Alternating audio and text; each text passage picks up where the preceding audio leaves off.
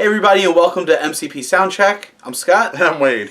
And we are continuing our look at the discography of AFI.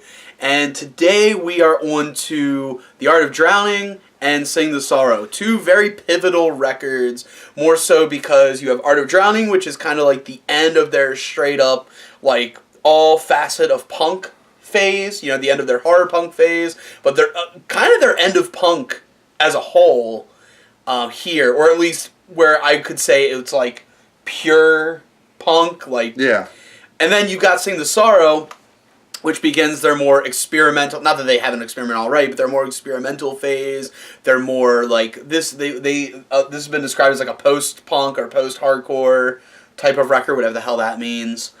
This is when they start. This not only do they gain a lot more popularity, but this is when they really start getting more. I would say this is where they focus more on the art of their music rather than the style of their music and things like. Well, not just that, not just the polish, because these are definitely more polished records, but also like these are the ones where not only are they experimenting more, but I think they're treating more respect. These are their particularly Sing the Sorrow. I think has a more. When I say adult, I don't mean pornographic, but I mean it has a more adult feel to it. Yeah. So Art of Drowning came out in September 19th, 2000. Is produced by Chuck Johnson. And AFI. And this is kind of, I'd say, their swan song of horror punk. Well, that actually is their last release. Yeah. In this style. They did put out, I think the Days of the Phoenix EP came out a little bit after this, but this was the case. It was just a case of, you had, I think it was 2 songs that were already on the album, then you had Winter's Tale, which was a B-side that was for the album but didn't make the cut. But, again, you're dealing with essentially a single with 2 extra songs. Yeah. So, technically an EP, but I don't consider an EP like All Hallows, Fire Inside, and things like that. But this is definitely their last horror punk release. This is one of the ones where I feel like the bass finally was really noticeable. Like, you notice it in the other albums, but this one, because they're getting a little more experimental with the music, you really get can really feel the bass. The bass is a lot more present. It's not just, following the guitar like it was in other stuff. It's doing its own thing. And I think this album, really shows off that. I would say this is probably their most melodic, powerful, but at the same time, a very catchy record. It's a great amalgamation of the previous years. Yeah, and that's you have the anger. The aggression, not the anger. The aggression. Because they're always angry. The innovative guitar of Jade. You have Davey. His voice has always been kind of evolving. Like I said, the bass and the drums are really kicking in. Like, I feel like this is the album where it all culminated to this album. Yes. And it's really good. So what's your favorite track on this album? I thought about going with The Days of the Phoenix. Because, that song, I got into it back in the day. It's been with me. But I'm actually going to say A Story of Three. I think A Story of Three is definitely a really good song. Just catchy. It gets you pumped. I just really like this song. I like Greetings and Goodbyes. I think that's a really good one. The Lost Souls is also a really close second in my heart. Oh, The Lost Souls was definitely... Yeah. That was one I thought of as an honorable mention. Yeah. I thought that song was really good. Least favorite song, 6 to 8. I don't like The Despair Factor. No. Okay, they're both not that great songs. Yeah, no. I mean, it was for me, it was between The Despair Factor and that one, but... Yeah. Also, Wester is a great song. I forgot to mention Wester before we move on. Wester is... definitely one of my top favorite songs on this album. This album has a lot more hits than misses. Yeah, I don't know. I just thought The Despair Factor was probably the weaker. Yeah, it's not a bad song. It's just weak compared to everything else. Yeah, I mean, this is definitely one that I honestly would skip. Yes. Like if I was listening to this on CD and I just wasn't, I'd just get past it. So then that moves on. And like I said, my hidden gems we kind of already touched on. So I mean, it's not like that moves us on to. That would lead us to Sing the Sorrow. Which came out, I got it right here, March 11th, 2003, produced by Jerry Finn and Butch Vig. Butch Vig of Nirvana fame, and basically he turned he's the Bob Ross. The Bob Rose. the Bob Ross. No, Bob Rock. Sorry, Bob Rock. Bob Rose isn't even now. Bob Rock era, where like kind of like they take this band that has a lot of raw potential and they morph it into something more commercial, but I guess how the Black Album they stripped it down and they basically polished it up. This one is similar. It's not as hard punk, but it's more of the alternative. Oh no, there's no hard punk on this record. It's very I can tell you that. It's very alternative rock. Like I remember when I was 13. I remember seeing Leaving Song Part 2 came on like on MTV when they showed videos late at night on those rock blocks they have 1:00 in the morning, and I remember being like, I love this song. So Sing the Sorrow is probably, if I had listened to all the AFI albums, if I had rank how much have I listened to, I'd say this is probably the most listened to album I've listened to from age 13 to now. Yeah, you definitely have a lot of experience. Yeah. Art of Drowning is like a close second on that one too. But Sing the Sorrow, I mean, it has a lot of great songs on it. Like, people are like, oh, it's not punk, but it doesn't have to be punk anymore. Well, yeah, but also remember, when you have... I mean, you got to remember, they've been going on for over 10 years at this point. Yeah. When there's a core... Now, granted, they've changed stuff up, but when you have a core to your sound, and you're deviating from the core, you have to expect backlash. I mean, some people are going to be willing to give it a shot, some people aren't. Yeah. But... and the thing I'll give them credit for is they're a band that people like the older stuff so much that they will never officially turn their back on AFI. And that's something that you gotta credit them for. And the thing is, like, they might change their style, but they don't change the tone of their songs. Their tone is similar in a lot of the songs. For the most part, I guess. Sing the Sorrow, you're thinking, if you listen to, like, let's say, Black Sails, and you listen to Sing the Sorrow, skip everything in the middle, which is only one album. But you skip it, and you're like, I can see it. You can see that Davey going that way. Yeah. You can see little touches of it, and I feel like Butch Vig probably took them, and like you see Davey have it, like the gears are turning, especially like Black Sails and Art of Drowning with his vocal melody. Yeah. The gears are turning, and Butch Vig took it and said, you know what, I'm going to take this and I'm going to grind it up and make it like a more what you want it to be. Yeah, but at the same time, it's one of those things where I can understand where you're coming from, but at the same time, I also can't get on someone for like I said, over 10 years. That'd be like you're getting used to the same. You eat the same thing. It's like Rancid decide, oh, we're gonna be metal now. But it's like, I wouldn't call it that much of a departure. But it's like, let me put it this way. Let's say you eat the same ham and cheese sandwich every day, same brand of bread, cheese. Yes. Bread, all that stuff.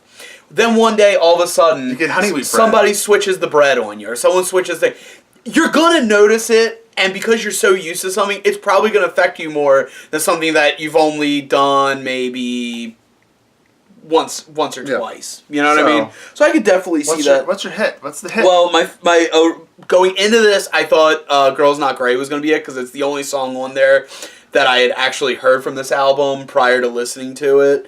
It wasn't my first time listening to it for this. I'm just saying it's a song that stuck with me because it was the single, and when I heard it, this was the song this was my gateway to the album. But after listening to it, I would say the Leaving Song Part 2 is really good. It's just it is one of the few like really powerful songs on the record.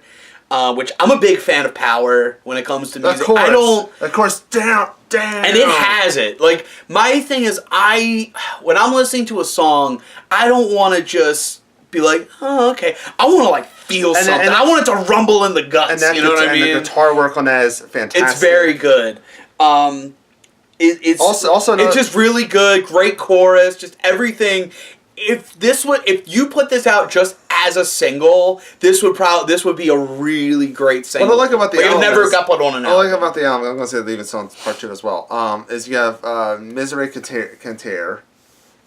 That's how you say it. Yes, which was CM Punk's theme in Ring of Honor before he won the Ring of Honor World title. So you have that, which is a good opener, and then you have Leaving Song Part 2, which is a freaking banger. It's a great song. And then you get Bleed Black, which is also a really good song, but like the chorus is kind of like a more... It's more of a like a mellow. It's calming you down from leaving song, and I like that 1-2. It's a 1-2 punch. It's a 1-2-3 punch. Like it's a good like kind of like you rise and then you even out with Bleed Black, which it doesn't kick you in the teeth leaving song. And like I said, I understand that mentality, and I'm not against it. Cold's good too. Sometimes I like that.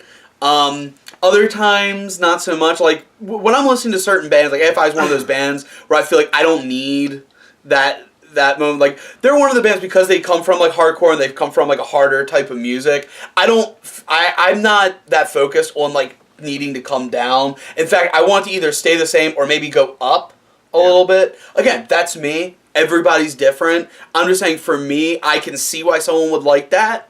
But for me, AFI is one of those bands that I don't think needs to do. What's your least favorite song? Death of Seasons. Oh, I don't like Death of Seasons. I don't like the effects they used on it. I don't like it.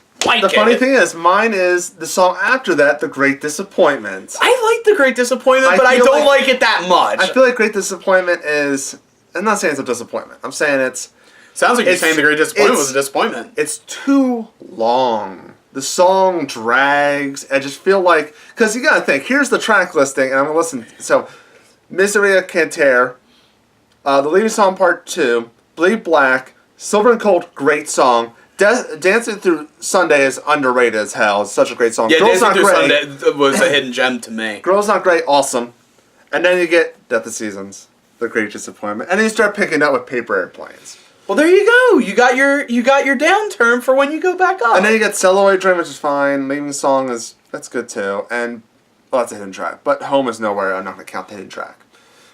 So, yeah. But I mean, this is, like I said, this is a really good album. Just because it's not necessarily 100% my thing.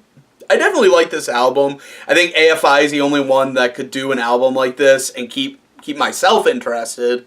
Because, like I said, these kinds of records usually aren't my thing. These are the ones where it's like, where I feel like, as I said, like, this is where they get more artsy. I feel like bands who put out albums like this, you're going more for the art of music. And I'm not usually into that kind of thing. Like, I appreciate art, but I'm not always looking for the art of something. I'm just looking for a good song. You know what I mean? Like, I'm not looking for the art of music. I'm looking for a good song or a good record. Movies, I'm not looking for the art of the movie. I'm just looking for a good story and a good movie. You know what I mean? And this ticks both boxes. I'm just saying, you know, these kinds of records don't usually do it for me, but AFI managed to figure out a way to do it. And for rankings, okay, here's how I'll rank mine. All right. I'll start. Usually you start. I'll start this one. Okay. Now this order might change from what it was last time. Okay, I'm just going by, but just look at the title and be like, okay, I ranked it in my head. Number 1, favorite album, Art of Drowning. All right. Second, Sing the Sorrow. Third, Black Sails. All right. 4, Very Proud of You. Okay. 5, Answer That. And 6 is... And Stay Fashionable. Thank you. And 6 is Shut Your Mouth and Open Your Eyes. All right. I think in the original list I switched Black Sails and Very Proud of You. But all right. Well, we got a different view on this. My number 1 is Art of Drowning. Okay. Number 2, Very Proud of You. Number 3, Black Sails in the Sunset. Okay. Number 4, Sing the Sorrow. Number 5, Shut Your Mouth, Open Your Eyes. And number 6 is Answer That and Stay Fashionable. Yeah. That's okay. That's a list right there. Yeah, so there we go. And now we're getting to territory that I'm not familiar with. Yeah, uncharted territory for Wade. I mean, I've heard Miss Murder. Well, who hasn't? If you play guitar, did you play Guitar Hero 3? Yes. Then you've heard it. I know. But I had no idea what Crash Love. I had no idea what Burials. I have no clue what the Blood album. I have no clue. Yeah. But you do have a clue about The Missing Man, which is the newest EP that AFI put out. And if you watch the next episode, which comes out the same day, by the way. Yeah, we are gonna rank their 3 best known EPs: A Fire Inside, All Hallows EP, and now The Missing Man. And we're gonna decide right then and there which one is the best. I think we're gonna talk a lot about Missing Man. Well, yeah, because it's the new album. But you'll have to wait till the next episode to catch that. But until then,